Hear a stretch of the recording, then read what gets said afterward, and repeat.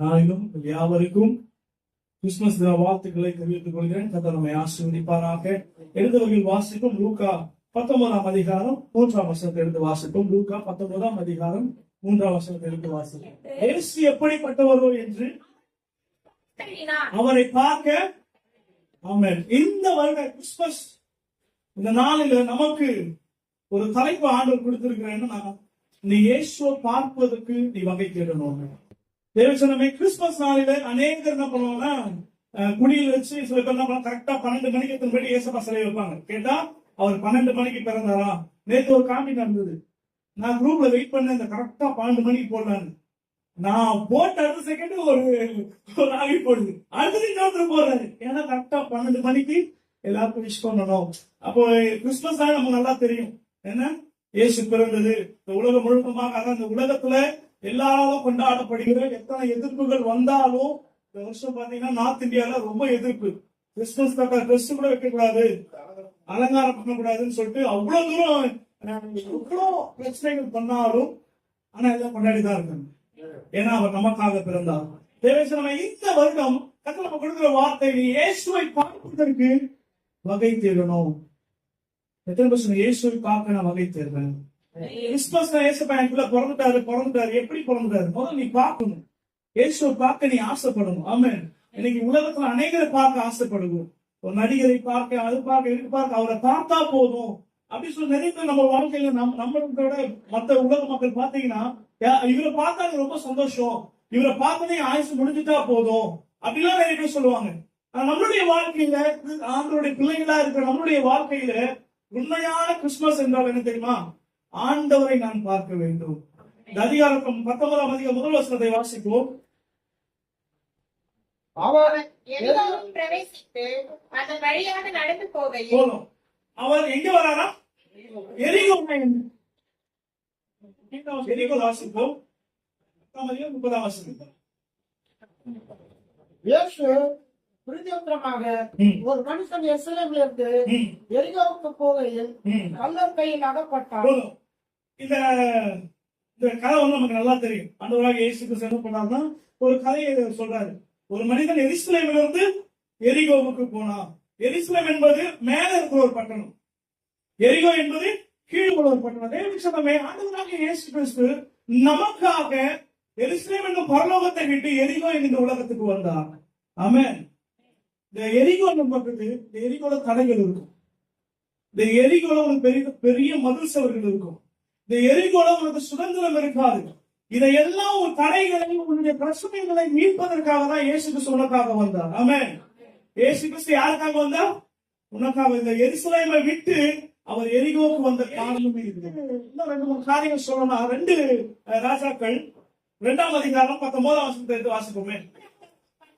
மனுஷர் எலிசாவை நோக்கி, எங்கள் ஆண்டவன் காண்கிறபடி இந்த பட்டணம் குடியிருப்புக்கு நல்லது, தண்ணீரோ கெட்டது, நிலமும் பாழ்நிலம் என்றார்கள். ஆமா, இந்த எரிகோ என்பது வாசித்தம் என்றால் எரிகோ சொல்லப்படும்.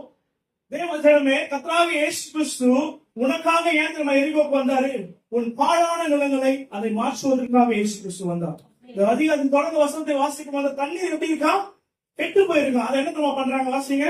அப்பொழுது அவன் ஒரு புது தோண்டியை எடுத்து அதில் உப்பு போட்டு கொண்டு வாருங்கள் என்றான். அதை அவனிடத்தில் கொண்டு வந்த போது அவன் நீருக்கண்டைக்கு போய் உப்பை அதில் போட்டு, இந்த தண்ணீரை ஆரோக்கியமாக்கி இனி இதனால் சாவும் வராது, நிலப்பாடும் இராது என்று கர்த்தர் சொல்லுகிறார் என்றான். நல்லா புரிஞ்சுக்கணும். இயேசு கிறிஸ்து வந்ததன் நோக்கம் நம்மளுடைய தடைகளை உடைப்பதற்கு, நம்முடைய சத்துருக்களின் தடையை நசுக்குவதற்கு, நமக்கு தடையா இருக்கிற மதில் சுவரை இடிப்பதற்கு, நீ காணாமலே போவதற்கு தடையா இருக்கிற எரிகோ மதுவை அவர் உடைப்பதற்காக வந்தார். அந்த எரிகோ என்பது பாழான நிலமா இருக்கிறது, அதை ஆரோக்கியமாக மாற்றுவதற்கு இயேசு கிறிஸ்து வந்தார். அதே விஷயம் இந்த உலகம் என்பது ஒரு எரிகோ போலதான். நமக்கு நிறைய தடைகள் இருக்கும், நிறைய பிரச்சனை இருக்கும், நிறைய சத்துரு இருக்கும், நிறைய போராட்டம் இருக்கும். அடுத்து ஆசீர்வாதத்துக்கு தடைகள் நிறைய மதில் சுவர்களை பார்த்திருப்பேன். கிறிஸ்துமஸ் நாளில இயேசு கிறிஸ்து வந்த நோக்கம் உன்னுடைய தடைகளை உடைப்பதற்கு, உன்னுடைய தடைகளை உடைப்பதற்கு தான் இயேசு கிறிஸ்து வந்தார். இவரு இவ்வளவு கஷ்டப்பட்டு வந்தோம், நம்ம பார்க்க மாட்டோம். அப்படித்தானே? இங்க இவ்வளவு கஷ்டப்பட்டு வந்தாலும், நமக்காக வந்தாலும், மனுஷனுமாய் வந்தாலும் நம்ம என்ன பண்ண மாட்டோம்? பார்க்கறதுல ஏசப்பாவை கிறிஸ்துமஸ் அன்னைக்கு தான் பார்க்கணும், ஞாயிற்றுக்கிழமை அன்னைக்கு தான் பார்க்கணும். இல்லைன்னா ஏதாவது ஃபங்க்ஷன் வந்தாதான் பாக்குறோம். அதுக்கு மேல அவர் பார்க்கறதே இல்லை. ஆமா, நம்ம பாஷை சொன்னா சட்டம் பண்ணதே இல்லை. அவரு ஒரு கேரக்டருக்குள்ள ஆண்டவரை பார்த்த மனுஷனா இல்ல, ஆண்டவரை போய் பார்த்தமா இல்ல, அதிகாரம் ஆண்டு ஜெபிக்கிறதா இல்ல. அப்ப இயேசு கிறிஸ்து உங்களோட தலைகள் எல்லாத்தையும் உடைக்க வந்தாரு. இங்க வாசிக்கும் போது இந்த சகையும் குளிப்பாட்டினாலே ஜனக்கூட்டத்தில் அவரை காணக்கூடாமல் ஆமென், அவர் போகும்படி முன்னாக ஓடி அவரை பார்க்கும்படி அவன் குள்ளனாகபடியினாலே, அவன் குள்ளன் என்பது அவனுடைய மைனஸ் பாயிண்ட குறிக்கிறது. நம்ம நிறைய விஷயத்துல இயேசுப்பாவை பார்க்க போறதுக்கு இடத்துல பண்ணுவோம், என்னால முடியாது, எனக்கு குழந்தைகள் இருக்கு, எனக்கு வேலைகள் இருக்கு, எனக்கு ஊழியத்துக்கு எல்லாமே இருக்கு. ஆனா இதை பார்க்கும்போது அவன் அவனுடைய வேலையில உட்காரான். இயேசு வராது அவனை பார்ப்பதற்கு தன்னுடைய எல்லாத்தையும் எடுத்து வந்துட்டான். எப்படி? தன் வேலையை மறந்துட்டான், தான் யார் என்பதை மறந்துட்டான். அவனுக்குள்ள அவனுடைய மைனஸ் பாயிண்ட் அவன் பிளஸ்ஸா மாற்றணும். நான் சொல்றேன், அவனுடைய வாழ்க்கையில உனக்கு குறைவா இருக்கிறதை நீ நிறைவாய் மாற்றும்படி அவனை பார்க்கும்படி நீ ஓடும். புரியுதா? நீ எப்ப எந்த காலம் ஒரு காட்டத்தி மரத்துல ஏறலாம், ஒரு குள்ளனான மனுஷன் காட்டத்தி மரத்துல ஒரு மரத்துல ஏறது ஈஸியா இருக்குமா? மரத்துல ஏறது ஈஸியா? அந்த மரத்துல ஏறும் போது அங்கேயும் கிழிச்சுக்கும், ட்ரெஸ் கூட கிழிஞ்சிருக்கலாம். ஏன்னா மரம், அந்த காட்டத்தி மரத்தை பாத்தீங்கன்னா சில இடத்துல ஒவ்வொரு மரமும் ஒரு மாதிரி இருக்கும், காட்டத்தி மரம் என்று சொல்லப்படுது. ஆனா ரியலா இன்னமும் எரிசலை பட்டணத்துல சகை ஏறின மரம் என்று ஒரு மரத்தை குறிப்பிட்டு ஆராய்ச்சியாளர் கண்டிப்பா இந்த மரமா தான் இருக்கும் அப்படின்னு சொல்லிட்டு அந்த மரத்தை பாதுகாத்துட்டு வராங்க. அந்த மரத்துல பாத்தீங்கன்னா அவருடைய ஹைட்டுக்கும் அந்த மரத்துக்கும் ரொம்ப ரொம்ப டிஃபரன்ஸ் இருக்கும். அப்ப எகிரி என்ன பண்ணிருப்பாரு, பிடிச்சிருப்பாரு, எகிரி பிடிச்சிருப்பாரு. எகிரி பிடிக்கும் போது சில நேரத்துல வழக்கிட்டு இருக்கும், சில நேரத்துல கை பிடிச்சிருக்க முடியாது, சில நேரத்துல கையில அடிபட்டு இருக்கும், சில நேரத்துல மூஞ்சில மட்டும் அடிபட்டு இருக்கும். எத்தனை விபத்து வந்தாலும் ஒண்ணு மட்டும் தெரிஞ்சுக்கிட்டான், நான் அவரை பார்க்கிறேன். எத்தனை பிரச்சனை வந்தாலும் சரிங்க, இந்த வாழ்க்கையில இந்த கிறிஸ்துமஸ் நாளில ஒண்ணு மட்டும் புரிஞ்சுக்கங்க, நான் அவரை பார்க்கணும். நான் அவரை பார்த்தா போதும், என் வாழ்க்கை மாறும். நீங்க தொடர்ந்து அந்த வசனங்களை வாசிங்க. அந்த இடத்தில் வந்தபோது அண்ணாந்து பார்த்து அவனை கண்டு, சகேயுவினி சீக்கிரமாய் இறங்கி வா, இன்றைக்கு நான் உன் வீட்டில் தங்க வேண்டும் என்றார். நீ அவரை பார்க்க ஆரம்பித்தால் அவர் உன்னை பார்க்க ஆரம்பிப்பார். புரியுதா? இயேசு கிறிஸ்து உனக்காக தான் வந்தார், நமக்காக தான் வந்தாரு. ஆனா நம்ம அவர் அவ்வளவு பெரிய வாழ்க்கையை விட்டு, ஆமா, நல்லா பென்ஸ் கார்ல போறவங்க போய் சைக்கிள்ல போறோம்னு சொன்னா ரொம்ப கஷ்டமா இருக்கும். வேறு, அதாவது நல்லா சொகுசா உட்காந்து வேலை செஞ்சுட்டு இருக்கோம், வேறு சிந்தி வேலை செய்யறது ரொம்ப நிறைய டிஃபரெண்ட் இருக்கும். நல்லா சொகுசா உட்காந்து வீடு போய் மூட்டை தூக்குறோம், கண்டிப்பா தூக்க முடியாது. ஆனா இயேசு கிறிஸ்து இதுக்காக வந்தார், நம்ம இப்படிதான் வந்தார். அவர் அவ்வளவு ஒரு தேவனா இருந்தாலும் ஒரு மனித ரூபமாய் அவர் நல்லா தெரியும், நம்ம பாடுபட போறோம், நம்மள ஏதனமா பேச போறாங்க, நம்ம காரி தும்ப போறாங்க, இதெல்லாம் எதுக்கு நம்ம இயேசு கிறிஸ்து வந்தாரு? நம்ம அவரை பார்க்கணும். அவர் நம்ம பார்க்க வந்து நம்ம அவரை பார்க்கணும். நல்லா தெரிஞ்சுக்கங்க, ஒரு மனுஷனை இவங்க பார்க்க வரும்போது அவன் சொல்லுவான், நான் உங்களதான் பாக்குறேன், அப்படியா பாய் அப்படின்னு சொல்லிட்டு போனா அவனுக்கு எப்படி இருக்கும்? எப்படி இருக்கும்? இப்ப என்ன பார்க்கலாம் வந்தீங்கன்னா ஓகே பாத்துட்டு போங்க, நம்ம என்ன பண்ணுவோம், ஓ என்ன பார்க்க வந்தீங்களா, அவ்வளவு தூக்கம் வந்தீங்களா, வாங்க வாங்க உட்காருங்க, டீ சாப்பிடுறீங்களா, காஃபி, நீங்க சாப்பிட்டு தான் போகணும், மதியானம் சாப்பிடணும், நீங்க அப்படியே கொஞ்சம் அப்படியே ரெஸ்ட் எடுங்க, நைட்டு சாப்பாடு இருக்கு, நாளைக்கு காலையில போலாம். ஒரு மனுஷனுக்கு இப்படி பண்றோம். அப்ப தேவாதி தேவன் ஒரு மனுஷ ரூபமாய் நமக்காக வந்திருக்கிறார்.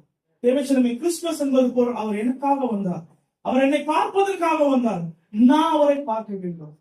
தொடர்ந்து வாசிங்க. அவன் சீக்கிரமாய் இறங்கி சந்தோஷத்தோடு அவரை அழைத்துக் கொண்டு போனான்.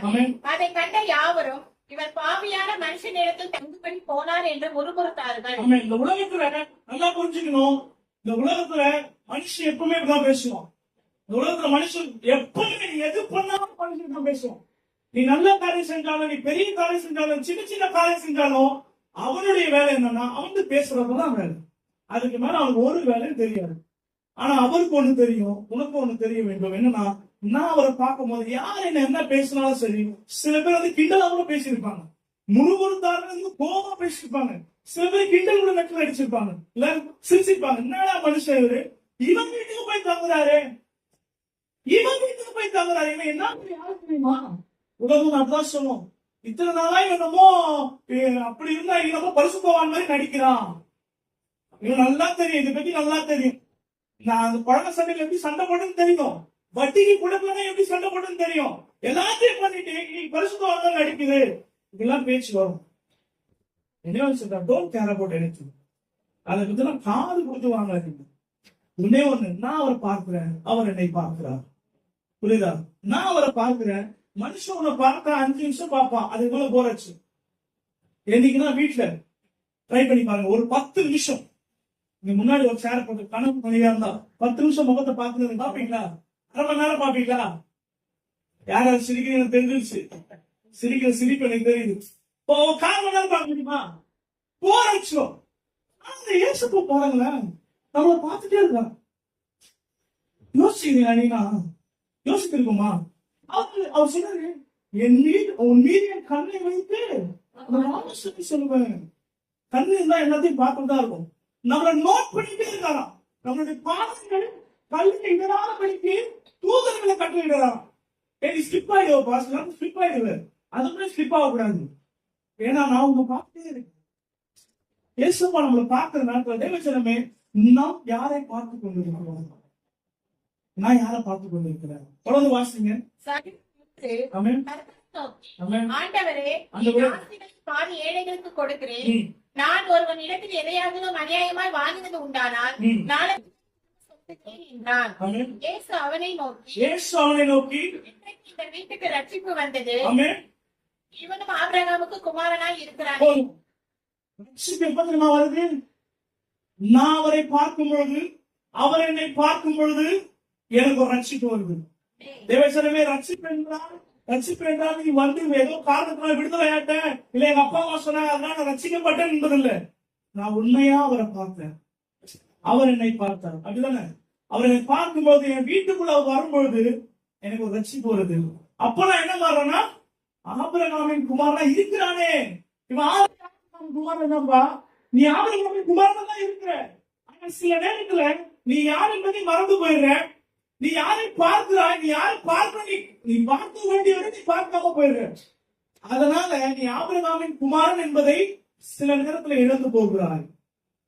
ஆண்டவர் சொல்ற, நீ ஆபிரகாமின் குமாரன், நீ என்னுடைய சந்ததி. ஆண்டவர் சொல்ற, ஐயா பார்த்து அழகா ரசிச்சார் ஆண்டவர் நம்மள. ரொம்ப பார்த்து நீங்க என்ன அதை அவங்க வாசிக்கும் போது அவர் வார்த்தையால எல்லாத்துக்கும் உண்டாக்குனார். ஆனா மனுஷனை படிக்கும் பொழுது ரசனையா உருவாக்குனார். தமது ரூபத்தின்படியும் தமது சாயின்படியும் அவனை உண்டாக்குவோம். அவ்வளவு பார்த்து உருவாக்கணும் தேவன். ஆமா, கொஞ்ச நேரம் யாருன்னா பார்க்கலன்னு வச்சுக்கீங்களேன், ஒரு மாசம் யாராவது பார்க்காம போயிட்டு வச்சுக்கோங்களேன், எப்படி ஃபீலிங் இருக்கும்? வெளிநாட்டு போயிட்டு வெளியூர்ல வேலை செய்யறவங்க ரொம்ப ஃபீலிங்கா இருக்கும். என் குழந்தைய பார்க்க முடியலையே, என் மனைவியை பார்க்க முடியலையே, அந்த ஏக்கம் உனக்கு இருக்கா? நான் இயேசுவை பார்க்க முடியலையே. அவர் என்ன பார்க்கிறாரு, ஆனா நான் அவரை பார்க்க முடியல. தேவசனமே, இயேசு கிறிஸ்து பிறக்கும்போது லூக்கா 2ஆம் அதிகாரம் வாசிப்போம். லூக்கா 2ஆம் அதிகாரத்தை எடுத்துக்கொள்வோம். 2ஆம் அதிகாரம் 8ஆம் வசனத்தை வாசிக்கும் பொழுது லூக்கா 2:8. அப்பொழுது அந்த நாட்டிலே மேய்ப்பர்கள் வயல்களில் தங்கி ராத்திரியிலே தங்கள் மந்தையை காத்துக் கொண்டிருந்தார்கள். அவ்வேளையில் கர்த்தருடைய தூதன் அவர் இடத்தில் வந்து நின்றான். கர்த்தருடைய மகிமை அவர்களை சுற்றிலும் பிரகாசித்தது. 5 தேவதூதர்கள் அவர்களை விட்டு பரலோகத்துக்கு போன பின்பு மேய்ப்பர்கள் ஒருவரை ஒருவர் நோக்கி, நாம் பெத்லகேம் ஊருக்கு போய் நடந்ததாக கர்த்தரால் நமக்கு அறிவிக்கப்பட்ட இந்த காரியத்தை பார்ப்போம் வாருங்கள். 16-17 சீக்கிரமாய் வந்து மரியாதையும் யோசேப்பையும் முன்னணியிலே கிடைத்து அவங்க தீவிரமாய் வராங்களாம். இயேசுவை பார்ப்பதற்கு தீவிரமாய் வராங்களாம். இயேசு எங்கேயோ ஒரு இடத்துல கொடுத்தாங்க, டிஸ்டன்ஸ் ரொம்ப டிஸ்டன்ஸ். ஆனா இந்த தேவதூதர் வந்து சொல்றாரு, பயப்படாத, உனக்கு சமாதானம் உண்டாக நற்செய்தியை ஒன்று அறிவிக்கிறேன். எப்பவுமே நம்ம நற்செய்தியை நம்ம விரும்புவோம், துன்செய்தியை எதுவுமே விரும்ப மாட்டோம். சில நேரத்துல சில பேர் 12 மணி கால் பண்ணி பக்குன்னு இருக்கும். ஐயோ யாரும் போயிட்டாங்க போடுறா, பயமா இருக்கும். ஆஹா வண்டி ரெடி பண்ணா போன போடுறாங்க. திருப்பி இல்ல தெரியாம போட்டோம், தூக்கத்துல போட்டாங்க. வா நமக்கு உயிர் வந்தது, எந்த உயிர் போயிடுச்சுன்னு நினைச்சோம், நமக்கு உயிர் வந்தது. நடந்திருக்கல, நம்ம லைஃப்ல நடந்திருக்கல. சில பேர் சீரியஸா ஹாஸ்பிட்டல் இருப்பா சொல்லுவாங்க, அவர் இன்னும் 2 நாள்ல போயிடுவாரு 2 நாள்ல போயிடுவாரு அப்படின்னு. திடீர்னு அவங்களுக்கு போன் வந்து வச்சுங்களேன், ஐயோ அவ்வளவுதான் போயிட்டாரு போல. இந்த பையன் இத மாதிரி அவங்க திடீர்னு ஒரு நற்செய்தி உங்களுக்கு உண்டாகும், நற்செய்தி உங்களுக்கு அறிவிக்கிறேன். இந்த கர்த்தராகிய கிறிஸ்துவின் ரட்சகர் உங்களுக்கு தேர்ந்தெடுக்கிறார். அவங்க எந்த ஊர்ல இருந்தாங்க, அவரு எந்த காவிரி ஊருக்கு, அவருக்கு எவ்வளவு டிஸ்ட்ரிக்ட் தெரியாது. ஆனா வசனம் சொல்றது, அவரை காண்பதற்கு தீவிரமாய் போனார்கள், இன்ட்ரெஸ்டா போனாங்களாம், ரொம்ப ஆர்வமாய் போனாங்களாம். அவரை எப்படின்னா நான் பார்க்கணும். அப்படி என்னைக்கு நம்ம பார்த்துருக்கோமா? இயேசு கிறிஸ்துவை யாரும் மேய்ப்பர்கள் மேய்ப்பர்கள் தங்கள் வயல்களில் இரவுல காத்து கொண்டிருக்கிறாங்க. அவங்க தூங்குற நேரம். ஆனா இயேசு தேவதூதன் வந்து சொன்ன உடனே தீவிரமாய் போனாங்க. தேவச்சனமே, நமக்கு அநேக நேரம் ஆண்டவருடைய ஊழியக்காரர்கள் மூலியமாக அநேக காரியங்கள் வரும்போது அதை நீ தீவிரமா எடுத்துக்கொள்கிறா? இல்ல. எடுத்துக்கொள்கிறோமா? இல்லை. ஆமா, தீவிரமாய் அவரை காண நீ ஆசையா இருக்கணும். மத்திய 2ஆம் அதிகாரத்தில் சொல்லப்படுகிறது, சாஸ்திரிகள் வந்தாங்க. வாசிப்போம் 2ஆம் அதிகாரம் 11ஆம் வசனத்தை. மத்திய 2ஆம் அதிகாரம் 11ஆம் வசனம். அவர் அந்த வீட்டுக்குள் பிரவேசித்து ஆமென், உள்ளேயும் ஆமென், மரியாதை கண்டு ஆமென், சாஸ்திரியிலிருந்து ஆமென், கொண்டு ஆமென், தங்கள் பொக்கிஷங்களை திறந்து ஆமென். வெள்ளை குடத்தில் அதற்கு காணிக்கையாக வைத்தார். போதும். இது நம்ம நல்லா தெரியும். கிறிஸ்துவனாலே 3 சாஸ்திரிகள் வந்தாங்க. இன்னொரு தெரிஞ்சுக்கங்க, சாஸ்திரிகள்லாம் பெண்கள் இல்ல. சாஸ்திரிகள் வரும்போது பெண்கள். அவங்க வந்து சயின்டிஸ்ட். சயின்டிஸ்ட். நம்ம பாஷை சொன்னா சயின்டிஸ்ட். அவங்க நிறைய பேர் ஒரு சொன்னாங்க, ஐயா 3 லேடிஸ் போய் பார்த்தாங்க ஐயா ஆண்டவர். சாஸ்திரிகள் என்பதற்கு அவங்க வந்து ஒரு சயின்டிஸ்டா இருந்தாங்க. இது என்னென்ன நடத்த போகுது அதெல்லாம் சொல்லி வேதத்தை அறிந்தவர்களாக இருந்திருக்கலாம் சாஸ்திரிகள் என்பவர்கள். அவங்க எத்தனை வந்து என்ன பண்றாங்க, ஆண்டவருடைய பாதத்துல சொல்றேன், ஆண்டவரை பார்க்க வர நீ உன்னுடைய படிப்பு, உன்னுடைய ஆஸ்தி, உன்னுடைய அந்தஸ்து எல்லாத்தையும் ஒரு பாதத்துல வைக்கணும். எதுவுமே இயேசு முன்னாடி எதுவுமே தடையா இருக்கக்கூடாது. ஆண்டவரை நான் பார்ப்பதற்கு எதுவுமே தடையா இருக்கக்கூடாது. தேவசனமே, இத்தனை நாள் இயேசுவை குழந்தையா பார்க்கணும்னு போகும். நம்ம ஒண்ணு பார்க்க போறோம் இயேசு. ஆமென். ஒரே காலத்தை பார்க்க போறோம். ஒரே வசனத்தை வாசிப்போம். 2 தீமோத்தேயு 4ஆம் அதிகாரம் 7ஆம் 8ஆம் வசனம் 8ஆம் வசனத்தை வாசிப்போம். 7 8 வாசிப்போம். 2 வசனத்தை வாசிப்போம். 4ஆம் அதிகாரம்